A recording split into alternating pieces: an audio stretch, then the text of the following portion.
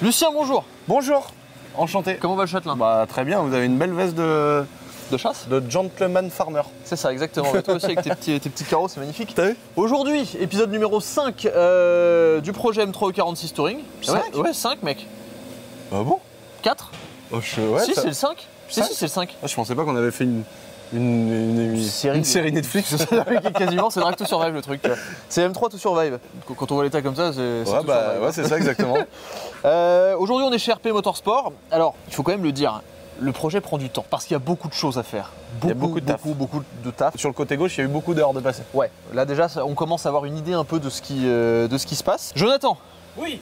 Comment tu vas? Bonjour. Bonjour. Bonjour.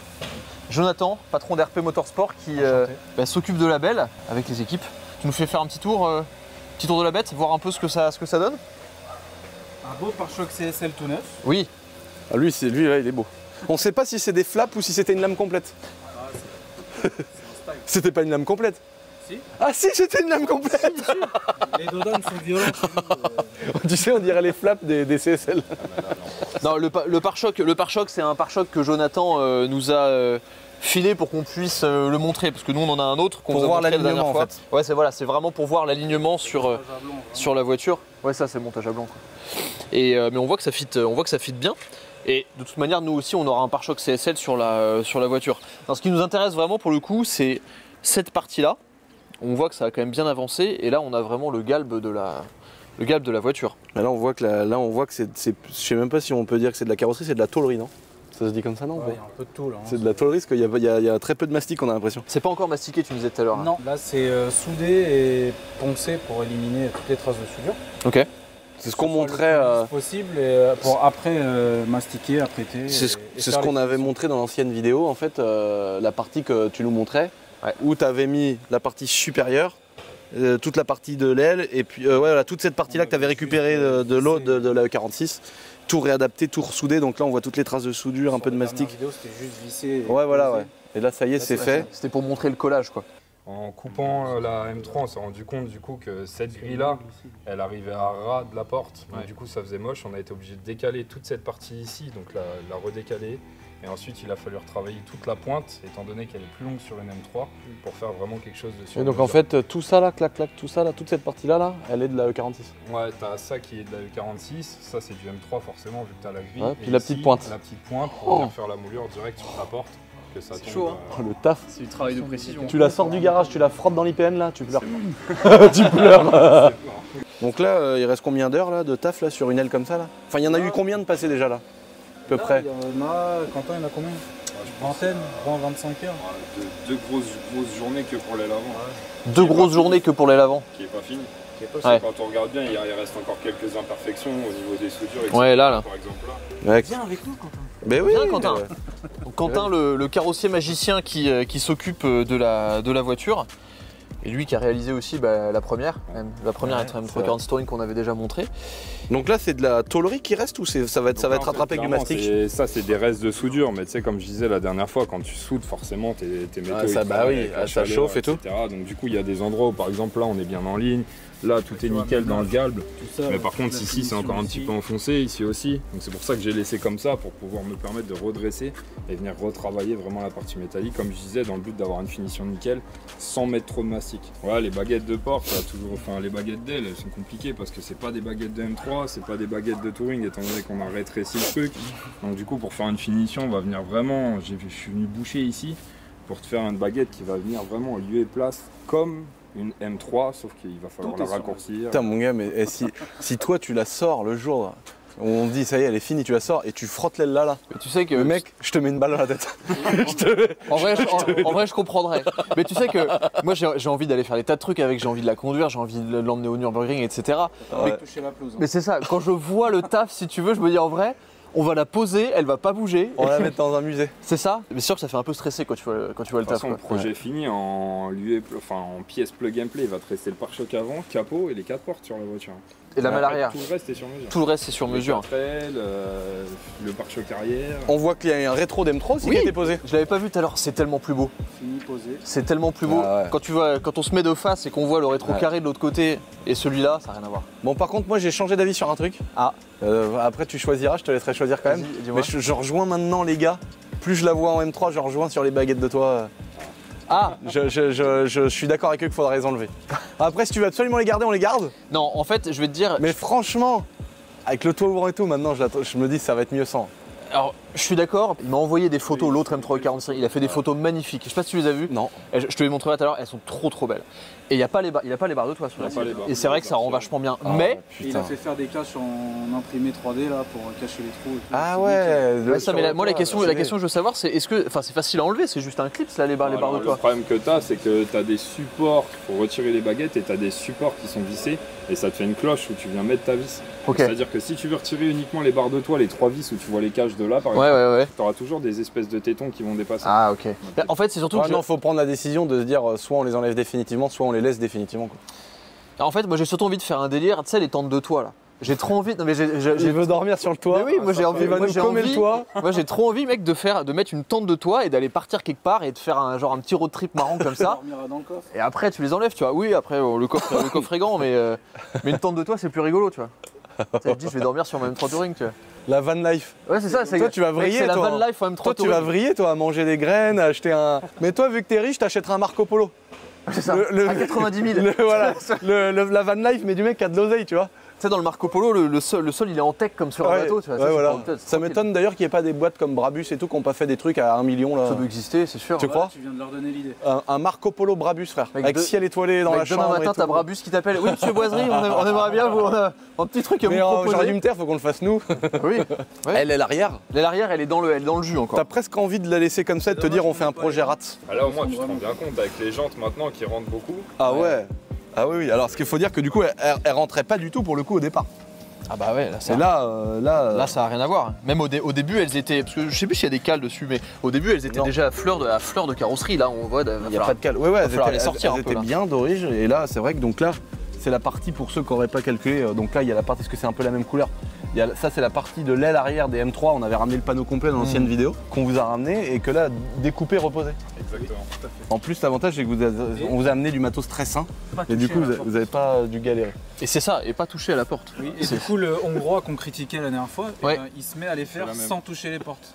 Ouais, c'est-à-dire qu'en fait, pour expliquer, au lieu de s'occuper que de l'aile et de réaligner, en fait, il venait aussi travailler la porte pour que le galbe de la porte commence à venir sur l'aile. Donc un taf qui devait rajouter des jours de boulot. Mais surtout sur le concept. T'as moins de taf. T'as moins de taf? Mais le vrai concept, quand notre premier client nous a demandé le truc, on a bien regardé. Le concept, elle a la porte d'une série 3 d'origine. Ouais. Donc du coup, c'est pour ça qu'on s'est fait à faire des rabats, etc. sur la première. Et justement, le hongrois, à chaque fois, il les faisait comme ça. Et là, il a posté un truc et il a dit je vais commencer à les faire sans toucher aux portes arrière. Ouais. En tout cas, moi je trouve ça trop incroyable de découper des ailes, les ressouder. Le taf qu'il y a dessus, c'est trop stylé quoi. Là, pour l'aile arrière, c'est combien de temps? Là, de travail. On avait déjà les coupes. L'avantage, c'est que j'avais déjà les coupes de l'ancienne, donc qui ont facilité un petit peu le travail. Là, en l'état, je pense que tu as une journée de boulot. Ok, une journée de boulot. Mais au départ, si tu dois lancer le truc comme tu as fait sur l'autre. La première, j'ai galéré, franchement. Parce que tu vas à tâtons. C'est 2-3 fois plus de temps. Et puis toutes les mesures, mine de rien, pour faire les rabats de métal ici, pour que ça vienne bien à fleur après avec ta porte, etc.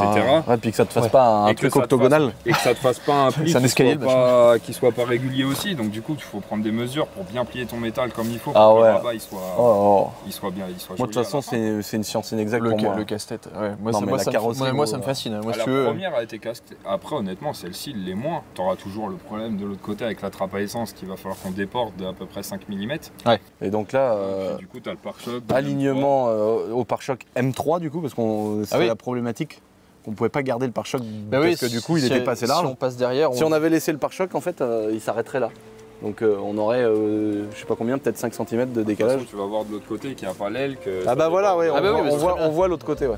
Alors ça c'est de l'aérodynamisme, c'est ça, c'est pour récupérer l'eau de pluie. On dirait qu'il a été imprimé en 3D le pare-choc. Ouais. mais tu vois, ça c'est pour la tente, tu vois. Une fois que tu auras la tente, tu récupères l'eau de pluie. Ah ouais, c'est une gouttière. Ah ouais, c'est la réserve. Du coup, on va te laisser l'alimentation de l'attelage. Comme ça, t'as même l'électricité. Ah ouais, parfait. T'as tout. pour allumer les charbons de la chiche dans la tente. C'est ça, à l'arrière comme ça. Nickel. Donc là, la découpe due à la malle touring. Ouais, ça c'est la première coupe, on va dire. Et après, moi, je vais venir couper plus bas. Une fois que les deux ailes seront alignées, que j'aurai fait mes jours sur les ailes et que tout sera nickel, je vais me concentrer là-dessus. Donc, je vais devoir couper plus bas pour te récupérer, toi, toute ta partie supérieure de ton pare-choc de touring d'origine pour réadapter sur la M3. Comme ça, quand tu vas fermer ton coffre, tu auras toujours le même galbe. Ah ouais, incroyable. Le propriétaire, enfin le gars qui avait fait le swap à la base, avait effectivement, il y a une demi-ligne sur mesure qui contourne l'emplacement de la roue de secours qui est dessous et il a conservé l'attelage d'ailleurs. Et du coup là, maintenant on a le pare-choc de M3 et effectivement ça tombe parfait.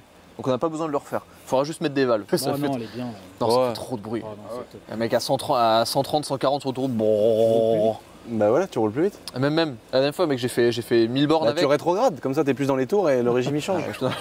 Mais franchement, j'ai fait beaucoup de routes avec. Tu sais, quand je suis allé te voir au début, quand je l'ai récupéré. Et vraiment, j'ai essayé tous les rapports et ça fait vraiment du bien. Genre sur la non, mais longueur, ça va être l'occasion de refaire un épisode où on fera peut-être la ligne nous-mêmes. Ou, tu vois, bah oui, carrément. Ça peut être sympa.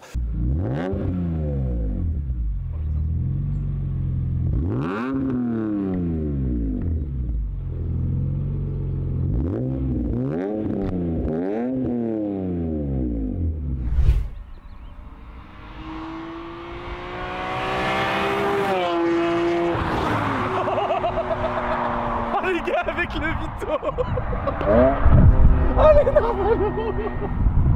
Et là, on peut montrer la différence entre le pare-choc et l'aile d'origine, et pour voir justement l'alignement qui va être fait après, quoi. Ouais. Montrer que là, il y a quand même une putain de diff. On voit bien. C'est vrai que là, quand on a vu l'autre côté, ça paraît tout mignon là. Puis on voit, c'est à fleur, alors que l'autre côté, t'as ça, quoi. Ouais, c'est magnifique. Là, vous estimez combien de temps encore, les gars, avant que... Là, il reste une bonne centaine d'heures. Une bonne centaine d'heures encore. Oh putain, c'est énorme. On en a parlé hier quand j'étais au téléphone. Ouais. Donc vous comprenez, il y a eu beaucoup de commentaires sous mes dernières vidéos qui me demandaient plus de vidéos sur la M3 Touring. Ouais. Mais c'est juste les gars qu'on ne s'est pas embarqué dans un projet, dans un petit projet, on va dire. C'est un truc très complet. Ouais. Et surtout la voiture, bah voilà, on veut qu'elle soit parfaite et ils vont faire un taf parfait comme pour la première. Donc ça prend du temps. Même ça mieux, prend du temps et là les gars maintenant ils vont pouvoir continuer sur les deux autres côtés, les rétros, etc. Ouais. Et une fois que le taf sera terminé. Du temps, c'est toute la finition. Ouais, la finition, bah oui. Les petits détails comme brancher le faisceau du rétro M3, l'adapter sur l'origine et tout, ça c'est un champ. Ouais, les baguettes, déporter les radars, tout ça, c'est des détails qui prennent trop de temps, quoi. Le verrou de la trappe à essence qu'il faut que je raccourcisse parce que du coup vu que je décale un peu, il y a plein de petits trucs. Donc là, comment tu vas faire la trappe à essence pour nous là ? La trappe à essence, quand tu vas la mettre, tout simplement, tu vas voir que l'emplacement sur une M3 qui est un petit peu bombé ici, qui est en concave aussi, je pense que ça va venir à peu près ici avec ta nouvelle aile, à 5 mm à peu près. Ok. Donc du coup, ce qui fait que ça va légèrement déporter ta trappe à essence, ce qui va te gêner en rien pour mettre le plein, etc. Mais bon. Du coup, nous, toute la tubulure interne, il faut qu'on essaie de la décaler aussi, pour que ça te fasse un truc qui soit quand même type origine. Ouais. Mais du coup, une connerie type ton verrou de trappe à essence qui est ici, lui, il est réglé pour verrouiller ici. Mais moi, quand je vais la décaler là, il va beaucoup trop verrouiller, du coup, il va plus du tout être en place. Ah ouais. Et il n'y a pas moyen sur le galbe de faire une sorte de découpe, un truc Nous, on a fait la première. C'est plus simple de faire. Ouais, en vrai, moi, je vais te raccourcir ton verrou du nombre de millimètres que j'ai décalé ta trappe. Et à la fin, tout reste en mode plug and play, ça veut dire que tu vas actionner ta trappe, tout va se verrouiller comme ça sera nickel, fonctionnel, on va dire quoi. Comme les rétroviseurs, on s'est à garder le dégivrage, le réglage. Ouais, voilà. Et là, le client, carrément, il est en train de voir pour mettre un système de moteur pour réadapter des moteurs électriques sur les rétros. Comme les M3 qui avaient ça en option à l'époque. Oh. Et donc là, finition de la carrosserie, encore beaucoup d'heures, comme vous disiez les gars. Mais l'avantage, c'est qu'après, pour ceux qui se posaient des questions justement sur ta chaîne YouTube, qui disaient que ça prenait du temps, donc là, il va y avoir encore un petit laps de temps avant le prochain épisode. Ouais. Mais l'avantage, c'est qu'après, on aura quand même plein d'autres choses à faire. On a reçu les jantes. Oui. Ah, j'ai hâte de les voir. On va poser les jantes, et même si ça va pas durer 4 ans de poser 4 jantes. Ça sera pas une vidéo complète. Mais ce qui peut être sympa, ça va être de faire après un échappement à valve. Ouais. Et puis une fois que la voiture, elle sera finie, mécaniquement, la carrosserie, qu'elle sera nickel. Boîte à air CSL? Bah, on pourra peut-être faire des évolutions comme ça, des passages au banc, peut-être de la conversion éthanol, aller sur circuit. Oui. Enfin, il y a encore une multitude de choses à faire avec qui fait que faire des burns, faire des 3-6, aller dans les champs, enfin tout ça. Ça, elle l'a déjà fait. Elle a déjà été dans les champs. Déjà fait, bon, c'est bon. On m'a dit c'est pas un TDS.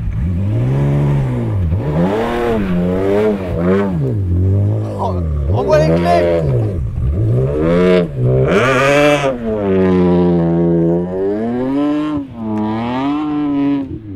Ouais.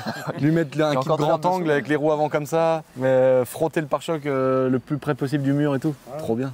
Oh, le pare-choc arrière. Faut respecter le travail. S'il nous voit faire une vidéo, tu sais, en train de drifter, de dire je suis qu'à 10 cm du mur, essaye de toucher plus. Oh, lui, il va se suicider. Ça me fait penser aux gens, tu sais, qui étaient persuadés que la voiture, genre t'allais la prendre et la marbrer dès qu'elle sera finie. Les gars, quand on voit le taf qu'il y a là, on va tous les deux avoir peur de la conduire en fait. Ouais. C'est plutôt ce qui va se passer. Ça va être une voiture de musée. Ouais, de ouf.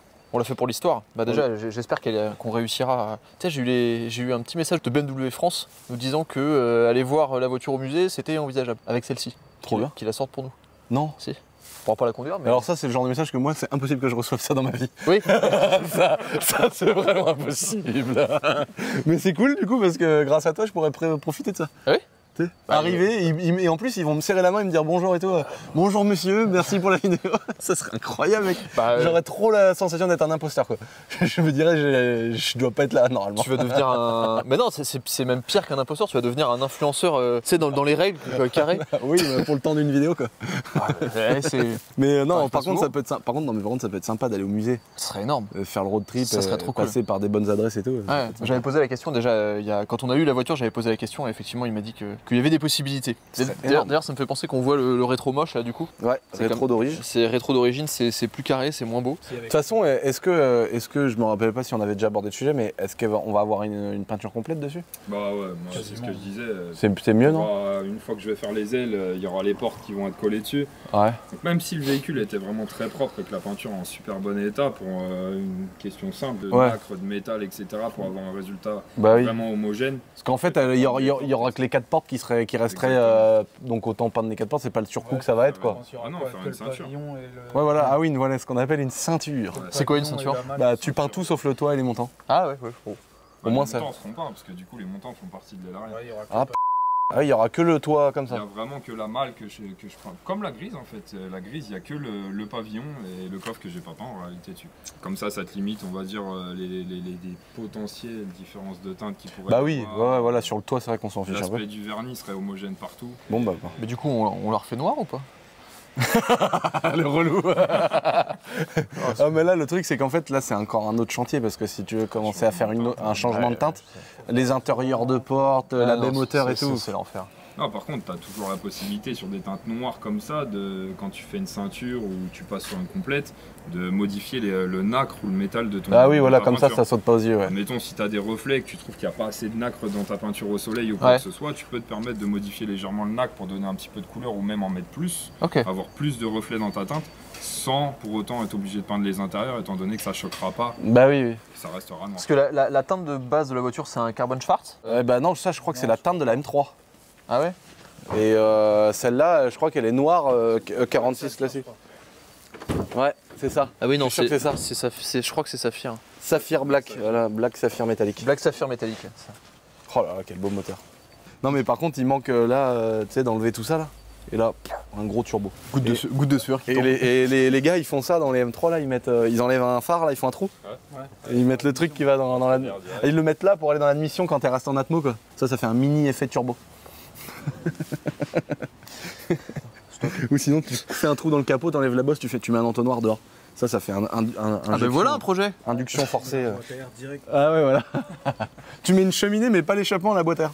Non mais là, elle a une belle boîte à air carbone là. C'est Carbonus je crois, ils font des trucs qui ont l'air pas mal. Après faut faire une gestion obligatoire quoi. Ben justement non. Il y a Carbon-M aussi qui en fait des belles. Je sais pas si c'est en Alpha N ou s'ils gardent le... Si Alpha N, et il faut mettre une sonde de température d'air d'M3 au 36 3 litres 2 pour la récupérer sur le débitmètre. Juste l'info de température d'air. Ah ouais d'accord. Après si tu veux faire la boîte à air carbone du pauvre, t'enlèves le filtre dans la boîte à air.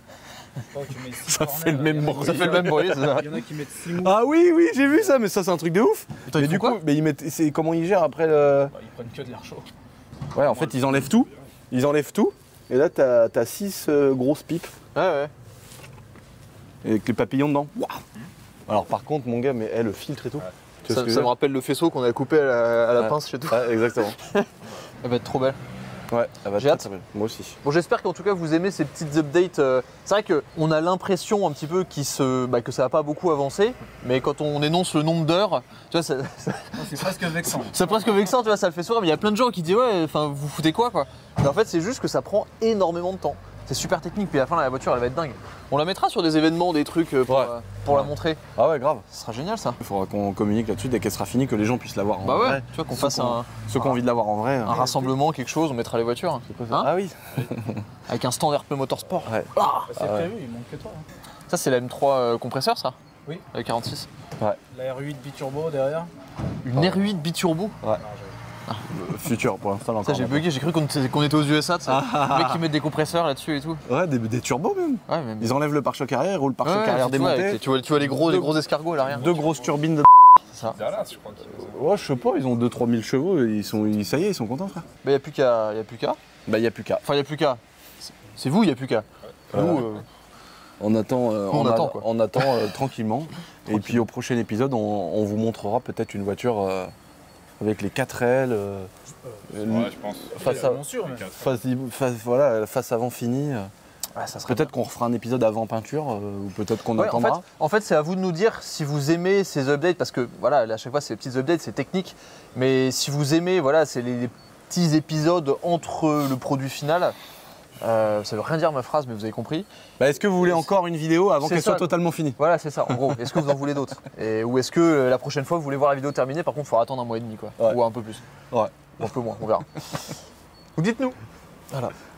Bah, messieurs, merci. Lucien, merci. Merci à vous Merci pour à lui vous avoir aussi. fait passer le cap des 100 000 abonnés. Oui, c'est vrai. Fantastique. J'ai reçu ma petite plaque. Richesse et 100 000 € sur le compte direct. argent et femme à profusion maintenant pour toi. C'est quoi Oh là la là. prochaine étape? 500 000? Bah non, après c'est 1 million. Après, c'est 1 million. Ouais, les Faut y aller là. Va falloir en faire des M30, les gars.